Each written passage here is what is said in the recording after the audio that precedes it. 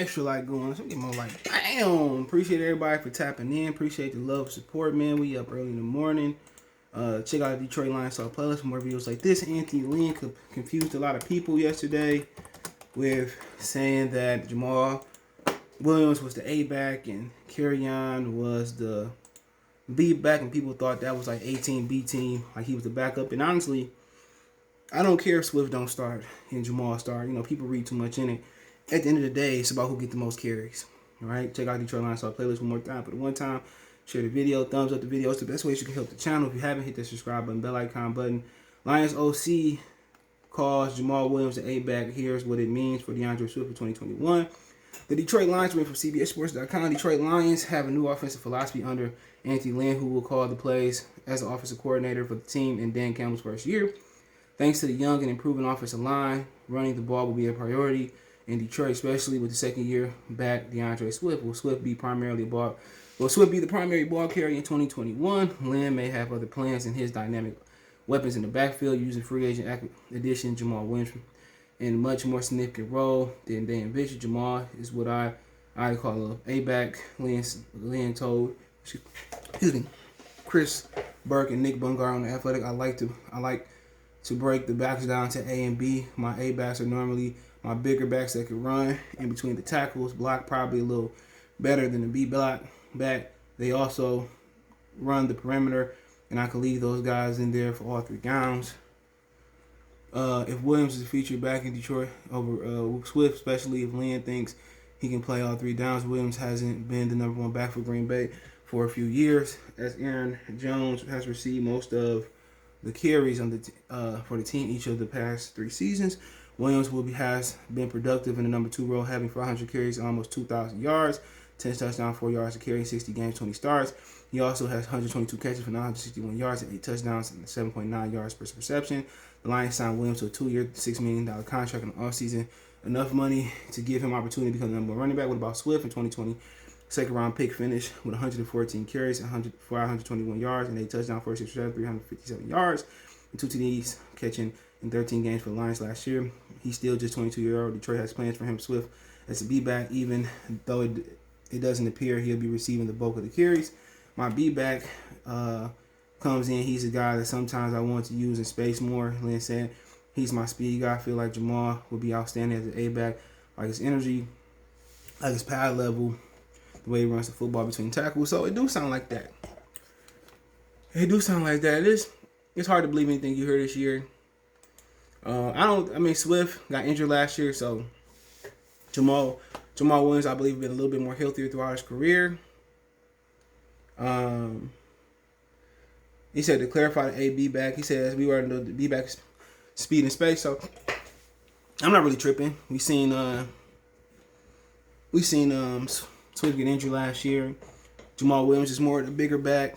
So don't make me know. It's all about snaps. People read too much in it. Oh, Swift should start. The best guy should start. Honestly, the best guy should start. And that's the honest truth. And Jamaal is 6 foot. Let's see how much he weighs.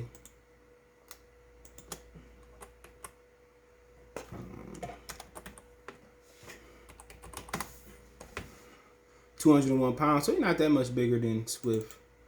DeAndre Swift.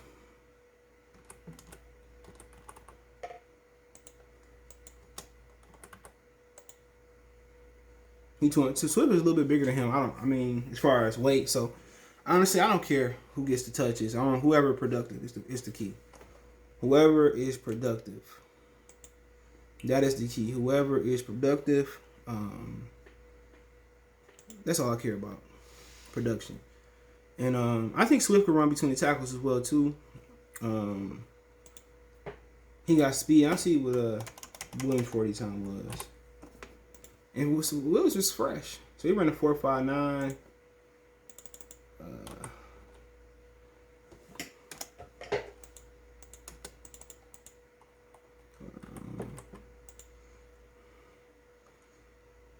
Swift. Oh, come on, man. That be bullshit now. Jeez. We're going to get it together. He ran a 4.48, so he's slightly. We'll see, man. You can read too much into this if you want to, but honestly, really, you talking about depth because they both gonna be like starting running backs. You know what I'm saying? I think this could put more years on Swift's career too, splitting the carries and you know.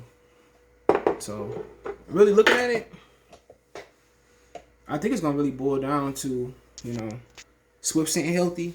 And I would like to see a pitch count. I would like to see Swift because he can work hard. He gets stronger as he goes. It'd be interesting, man. Whoever the best back can give us the best opportunity, I'm with.